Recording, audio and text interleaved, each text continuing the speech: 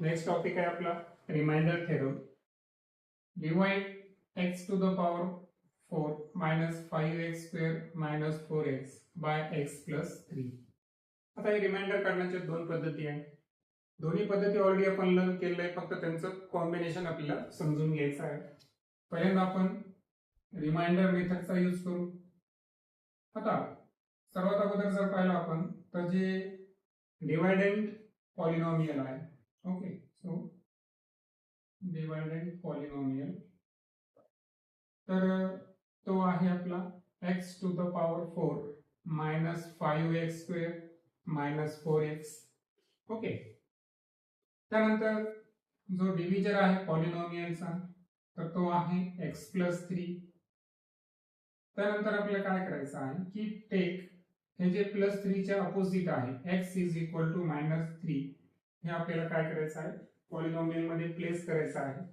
and that's why p -3 is equal to x to the power 4 च्या ऐवजी -3 to the power 4 -5 त्यानंतर पुन्हा -3 square -4 -3 याला जर आपण सॉल्व केलं तर -3 चा 4th पॉवर हा पॉझिटिव्ह येणार, तो 3 3 चा 9 9 9 चा 81. आता इथे 3 चा स्क्वेअर 9 आहे, -3 चा स्क्वेअर हा 9 आहे, प्लस 9 येणार, पण प्लस मायनस मायनस, सो 9 5 चा 45 मायनस मायनस प्लस 4 3 चा 12. ऍडिशन आपण अगोदर करून घेऊ. सो 81 आणि 12 यांची ऍडिशन होईल 93 मायनस 45, 13 मधून 5 मायनस करा 8 आणि 9 मधून 5 मायनस करा 4. दॅट्स व्हाय जी रिमाइंडरची व्हॅल्यू आली ती आली 48. दुसरी जी मेथड आहे ती आहे सिंथेटिक डिव्हिजन. सिंथेटिक डिव्हिजन साठी मी शॉर्टकट लिहितो SD. या मेथड मध्ये आपल्याला काय करावं लागतं, सर्वात अगोदर दिलेलं पॉलिनॉमियल जे आहे त्याचा इंडेक्स फॉर्म घ्यायचा असतो. इंडेक्स फॉर्म नुसार जर गेलो आपण x to the power 4 है ना, 3 नाहीये, so plus 0x to the power cube minus 5x square, त्यानंतर आहे मायनस 4x, 0 नाहीये, सो त्या ठिकाणी आपण 0 सुद्धा घेऊन टाकू कारण additionally x to the power 0 साठी. त्यानंतर याचा जो कोइफिशियंट फॉर्म आहे CF लिहितो मी त्याला.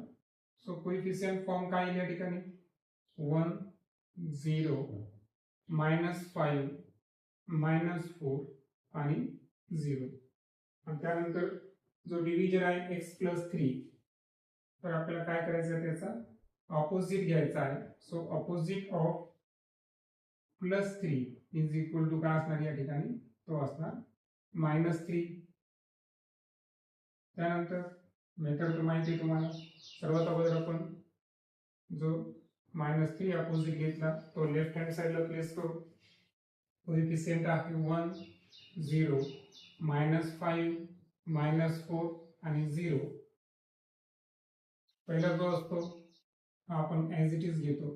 1 into -3 -3 -3 plus 0 -3 -3 into -3 प्लस 9 9 मधून 5 सबस्ट्रॅक्ट करा प्लस 4 4 3 चा -12 मायनस मायनस चे ऍडिशन -16 मायनस मायनस चा गुणाकार प्लस 16 3 चा 48, दोघांचं ऍडिशन 48. and that's why हा काय असतो या ठिकाणी रिमाइंडर. सो दोन्ही पद्धतीने आपण जेव्हा रिमाइंडर काढला तेव्हा तो सारखा निघाला आणि तो आहे 48. ओके, नेक्स्ट प्रॉब्लेम आहे पहा.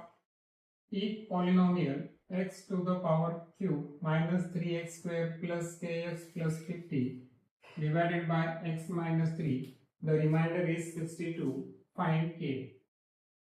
आता यामध्ये एक लक्षात ठेवायचं आहे की आपल्याला रिमाइंडर दिलेला आहे आणि डिव्हिजर कोण आहे x minus 3.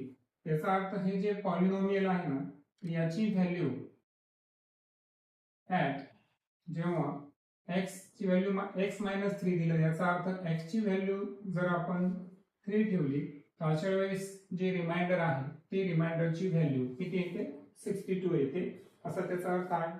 म्हणून रिमाइंडर थेरम नुसार जर आपण रिमाइंडर फाइंड करत असताना जेव्हा याचा जो अपोजिट आहे x मायनस 3 चा तर ते आहे अगोदर फॉर्म्युला लिहूयाच आपण तर तो असेल px इज इक्वल टू काय आहे x to the power minus q 3x square plus kx plus 50 correct.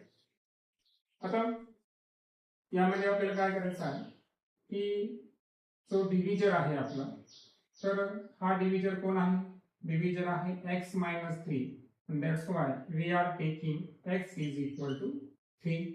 मग x ची व्हॅल्यू जर 3 केली आपण तर equation 1 becomes p to the power 3 is equal p in bracket 3 so 3 चा आपण इथं क्यूब घेणार minus 3 square plus k into 3 and plus 50 so 3 चा क्यूब आहे 27 3 चा स्क्वेअर 9 3 जा 27 प्लस 3k प्लस 50 आता हे दोन्ही कॅन्सल होतील आणि सो 3k प्लस 50 करेक्ट. आता एक लक्षात घ्या रिमाइंडर हा 3k प्लस 50 आला आणि या ठिकाणी जो रिमाइंडर आहे तो 62 आहे याचा अर्थ जर आपण इथे पाहिलं म्हटल्यास त्याला इक्वेशन 1 देऊ आणि याला इक्वेशन 2 सो 1 आणि 2 चा जर विचार केला आपण ओके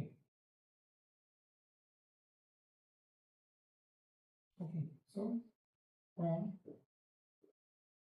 1 and 2 तर ह्या दोन्ही व्हॅल्यू जी आहेत त्या रिमाइंडरचेच आहेत so we can write 3k plus 50 is equal to 62 and that's why 3k ची व्हॅल्यू घेताना प्लस 50 हे अपोजिट साइडला जातील so 3k is equal to 12 आणि यावरून k ची व्हॅल्यू जर काढली आपण तर 12 upon 3 so definitely it is the 4 म्हणून आपल्या केसमध्ये जी k ची व्हॅल्यू आहे ती 4 असेल.